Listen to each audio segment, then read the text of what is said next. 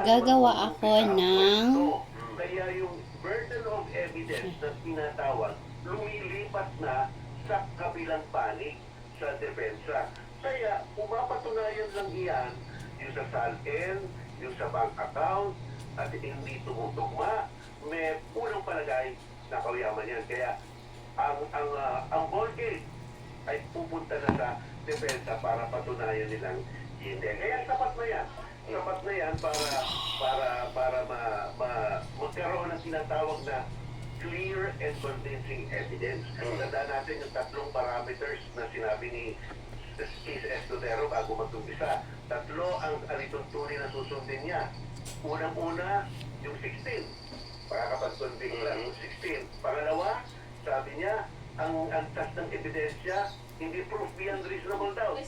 Clear and bili ka doon, tapos bili ka ng ano, gata. ang approach niya sa pagtatanggap ng ebidensya, liberality, pero hindi naman aabusuhin.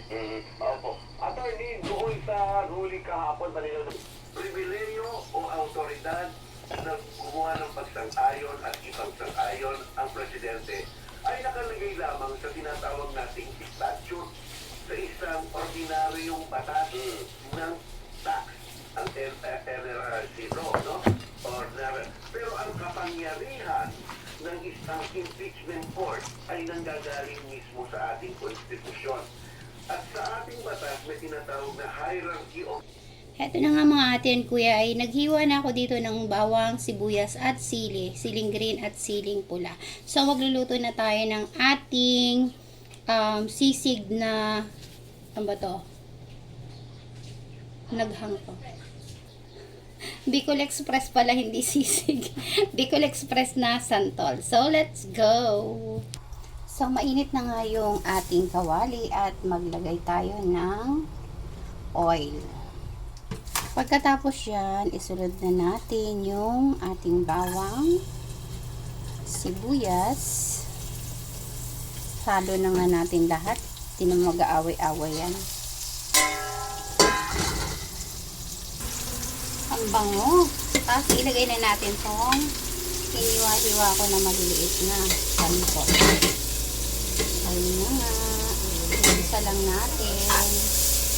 At antayin lang natin yan na marita.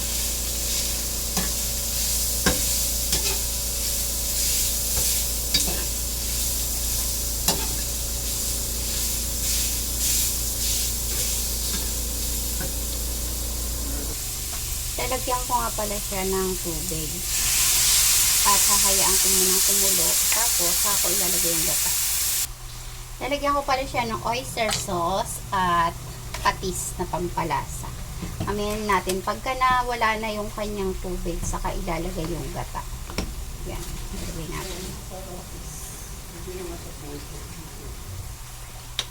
So, kung gusto niyo rin pala ng mga lagayan na ganito, mga ate and kuya, na maganda siyang tingnan, look. Ay, lalagay ko yung link sa comment section kung saan ko ito nabili. At nag-promote pa ang ate nyo, diba? So, ayan. Lagay ko yan dyan. Halu-haluin natin. Tapos, lagay natin ng kukumama.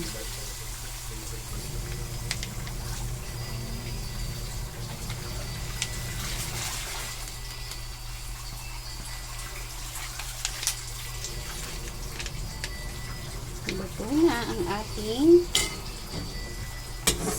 santol sisig. Ganyan lang po yan. Bicol Express pala. Santol Bicol Express. O diba? Looks yummy.